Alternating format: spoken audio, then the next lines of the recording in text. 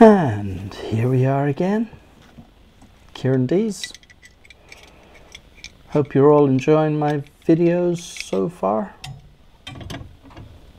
This one's about a little bit of plumbing. So we're going to cut off the cold water supply first. I've obviously turned off the water. Very important. And I'm just proceeding to take out this isolation valve, which is the feed to the boiler, which is up above me. So I'm working in a small little cupboard, and as you can see today I'm going to be using speedfit. And the reason I'm doing this modification is because I need to put all this pipe work underneath the floor in the room next door. So I know my video skills are probably, well, mediocre, but I am actually in a small enclosed space here, so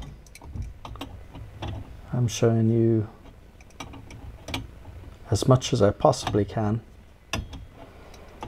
while actually working in the space. And it's going fine. Main thing is undo all of these compression joints in the first phase, actually holding the compression joint and with another spanner opening the nut. Otherwise what tends to happen is you'll twist pipe, so just be careful of that. I'll take a spanner to the other side, and all I'm going to do is just release off both of the nuts and olives to this isolation valve each side, which will basically allow me to free up the pipe.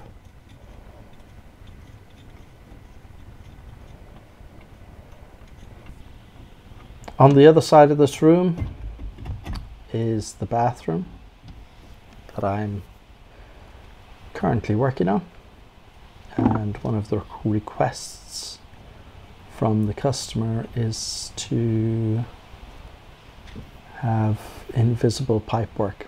So I had two options. I could have put it in the wall or put it underneath the floor through the joists. So I went for underneath the floor because it's kind of relatively more accessible.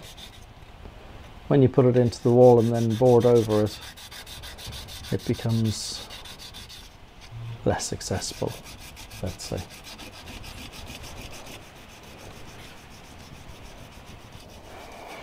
So at this point I'm cleaning the copper with sandpaper. I could also use steel wool, but this is older copper, so the sandpaper will take off the patina much faster.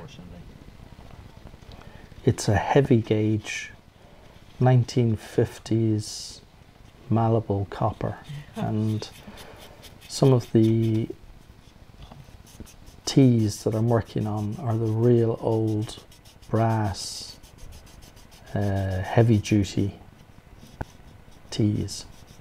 So it's quite interesting to see that, because there's not much of that pipework left.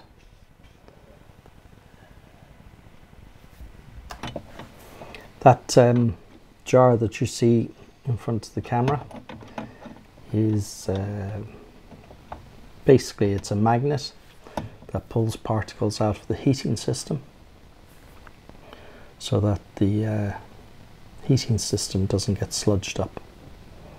Really clever stuff.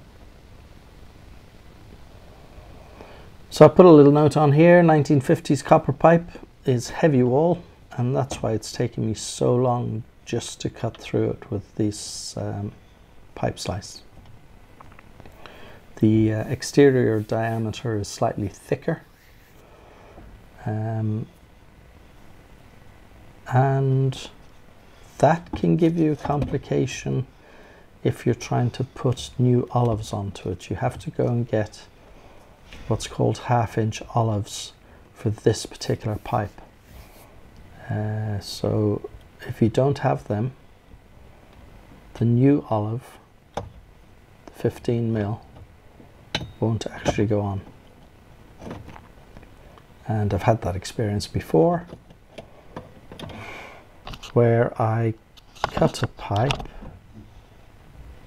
I froze a pipe, I cut a pipe, and then I tried to put a new stop tap on in an apartment block, and I basically watched the icicle pop out of the top of the pipe, and then just this explosion of water took the paint off the ceiling. And I very quickly grabbed my pliers and crimped down that pipe as fast as I could. But it was a very shocking, wet, never to be repeated experience. And I learned a lot that day.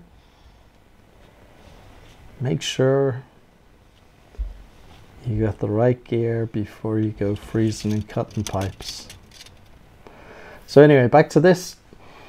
Yeah, take the last measurement, pop it in, and then take apart the hot feed, which is what I'm doing here. All I can say is it's a pretty awkward position to try and get your hand in, turn this and keep pressure on it and make sure that it's cutting the copper. I've got lots of things in the way. My weight is not over the actual joint I'm cutting, so I'm kind of leaning in from a hallway into a cupboard, and it's an experience. But we're through that one. Just checking everything. I'm trying to get that pipe out the wall, and I've kind of realized that it's not just going to flip around because there's a toilet bowl the other side. So I basically have to make another cut just to release this pipe work out. And thankfully this piece of 15mm copper is a newer piece, so it doesn't take as long. And then off I go, and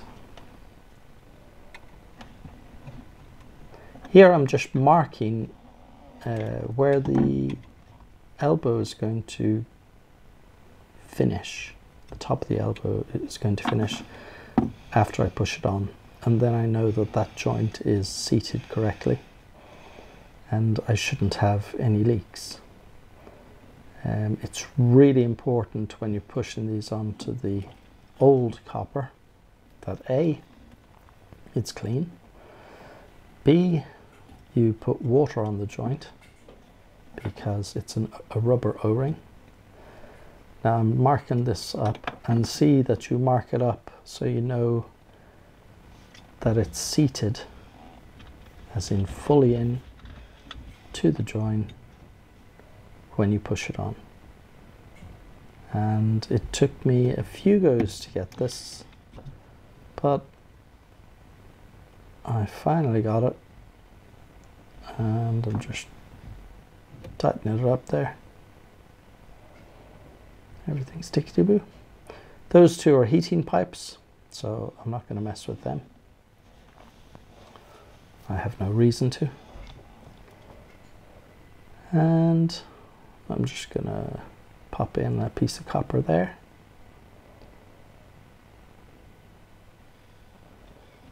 See? That was easy. So those 2 pieces went in fine. And then I'm going to put 2 pieces of copper going through into the bathroom next door. One shorter than the other, because one is hot, which I won't be using at the moment, and one it will be cold, which is the one that I need so that I can leave a toilet or a functioning toilet in the house this evening. These are all the little rules and regulations that you get. Rule number 1, make sure the customer has a toilet. So I really hope you enjoyed this video and that it's been some use. Of course, as always, please like and subscribe, and I shall catch you on the next one. Take care.